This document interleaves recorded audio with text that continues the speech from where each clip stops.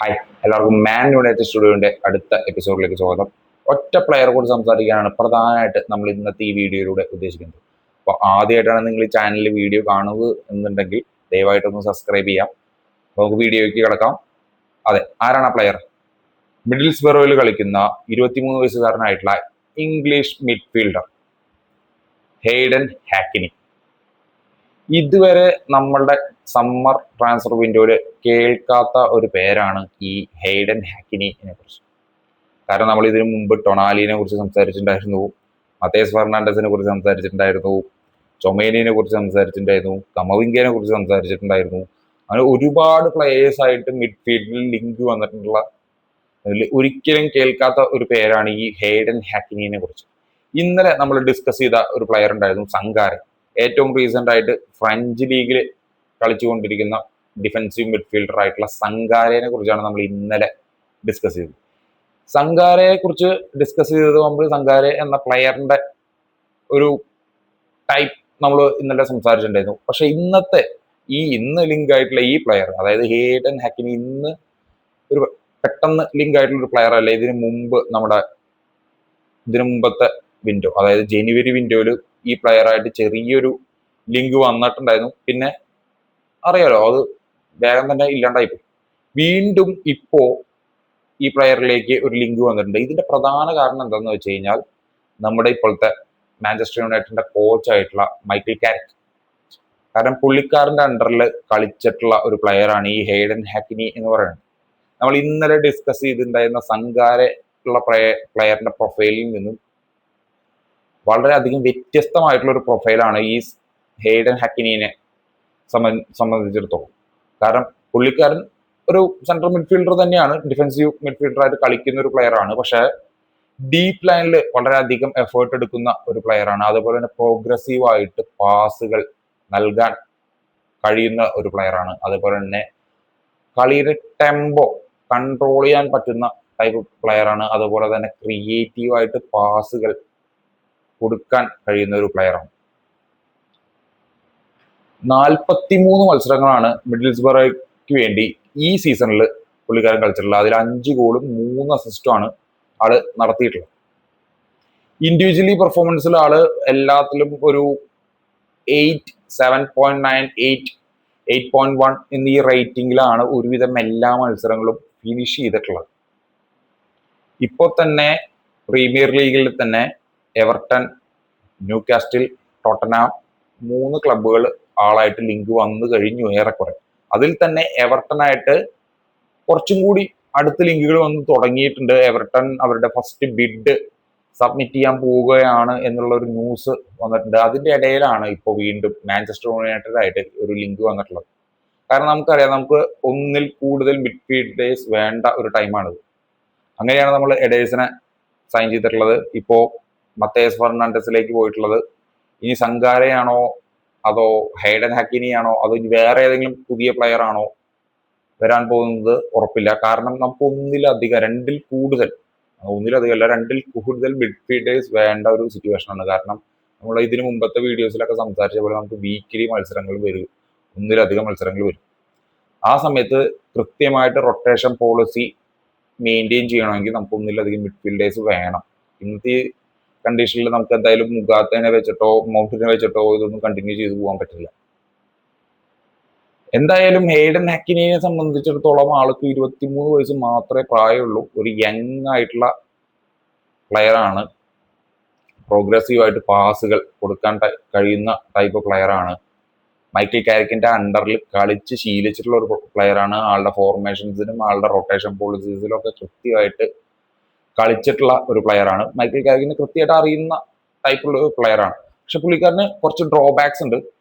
ആ ഡ്രോബാക്സ് എന്ന് പറഞ്ഞു കഴിഞ്ഞാൽ പ്രധാനമായിട്ട് ആളുടെ ഫൈനൽ തേർഡിലേക്കുള്ള പാസുകളാണ്. ക്രിയേറ്റീവ് ആയിട്ട് പ്രോഗ്രസീവ് ആയിട്ട് ആള് ബിൽഡ് ചെയ്യും എന്നുണ്ടെങ്കിൽ പോലും ഫൈനൽ തേർഡിലേക്ക് കൊടുക്കുന്ന പാസുകൾ, അല്ലെങ്കിൽ ഫൈനൽ തേർഡിൽ ആൾ എടുക്കുന്ന ഡിസിഷൻസ് പല ടൈമിലും മിസ്റ്റേക്കൻസ് വരുത്തുന്ന ഒരു ടൈപ്പ് പ്ലെയർ ആണ്. കാരണം നമുക്കറിയാം, ഫൈനൽ തേർഡിൽ നമ്മുടെ ഡിഫൻസീവ് മിഡ്ഫീൽഡർ ആയിട്ടുണ്ടായിരുന്ന കാസിമിറോ കഴിഞ്ഞ സീസണിൽ കാണിച്ചിട്ടുള്ള മികവ് നമുക്ക് എന്തായാലും മറക്കാൻ പറ്റില്ല. കാരണം ഏറ്റവും കൂടുതൽ ഗോളുകൾ സ്കോർ ചെയ്തത് പുള്ളിക്കാരൻ, ആ സീസണിൽ ഏറ്റവും കൂടുതൽ ഗോൾ സ്കോർ ചെയ്തത് പുള്ളിക്കാരനാണ് ഡിഫൻസീവിൽ നിന്ന്. അത്രയധികം കോൺട്രിബ്യൂഷൻസ് നമുക്ക് ഡിഫൻസീവ് മിഡ്ഫീൽഡർ എന്ന ഇതിൽ നിന്ന് കസിമീറോ തന്നിട്ടുണ്ട്. ആ ഒരു ടൈപ്പ് പ്ലെയർ അല്ല എയ്ഡൻ ഹാക്കിനി. ആൾക്ക് ഗോൾ സ്കോറിംഗ് എബിലിറ്റി അത്ര ഇല്ല. അതേപോലെ തന്നെ ഫൈനൽ ത്രീയിലേക്കുള്ള ആളുടെ അറ്റംപ്റ്റുകൾ പല ടൈമിലും തെറ്റിപ്പോകാറുണ്ട്, മിസ് പാസുകൾ വരാറുണ്ട്, അഗ്രഷൻ കുറവാണെങ്കിൽ പോലും ചില സമയങ്ങളിൽ കാർഡ് കിട്ടുന്ന ടൈപ്പ് ഒരു പ്ലെയർ ആണ് ഈ ഹെയ്ഡൻ ഹാക്കിനി എന്ന് പറയുന്നത്. നമ്മളെ സംബന്ധിച്ചിടത്തോളം കസിമീർ ഒരു റീപ്ലേസ്മെന്റ് ആയിട്ട് ഒരിക്കലും കാണാൻ പറ്റില്ലെങ്കിൽ പോലും യങ് ആയിട്ടുള്ള ഒരു ടാലന്റ് ആണ്, വളരെ യങ് ആയിട്ടുള്ള ഒരു ടാലന്റ് ആണ് ഈ ഹെയ്ഡൻ ഹാക്കിനി എന്ന് പറയുന്നത്. പുള്ളിക്കാരനെ ഇപ്പൊ കമ്പയർ ചെയ്യുന്നത് തന്നെ ജോബ് ബെല്ലിംഗ്ഹാം, അതുപോലെ തന്നെ ആദം ബാട്ടനെ കുറിച്ച് നമുക്കറിയാം. ആദം ബാട്ടനായിട്ട് നമ്മൾ ലാസ്റ്റ് സീസണിലും അതുപോലെ തന്നെ ഈ സീസണിന്റെ തുടക്കത്തില് ലിങ്ക് ഒക്കെ ഉണ്ടായിരുന്നു. പക്ഷെ ഇപ്പോ ആളെ കുറിച്ചുള്ള ഒരു ന്യൂസും കേൾക്കുന്നില്ല. കാരണം നമ്മൾ അങ്ങോട്ട് ഒരു ബിഡോ അങ്ങനെ ഒരു മൂവ്മെന്റോ ഒന്നും നടത്തുന്നില്ല എന്നാണ് ഏറെക്കുറെ ഉറപ്പായിട്ടുള്ളത്.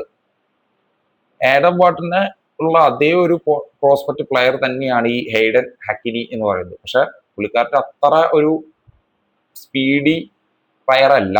കാരണം 23 വയസ്സ് പ്രായമുള്ളൂ. ആള് ഒന്നും കൂടി ഡെവലപ്പായി വരാനുണ്ട്. കുറച്ച് വർഷം കൂടി കഴിഞ്ഞ് കഴിഞ്ഞാൽ ചിലപ്പോൾ പറയാൻ പറ്റില്ല എങ്ങനെയാണ് പുള്ളിക്കാരുടെ പ്രൊഫൈൽ പോവുക എന്നൊന്നും പറയാൻ പറ്റില്ല. പക്ഷെ ഇന്നത്തെ ഈ സാഹചര്യത്തിൽ ആഡം വാട്ടന്റെ അത്ര മികച്ചതല്ലെങ്കിൽ പോലും ആഡം വാട്ടന്റെ അതേ പ്രൊഫൈലിനോട് മാച്ച് ചെയ്ത് നിൽക്കുന്ന ഒരു പ്ലെയർ ആണ്.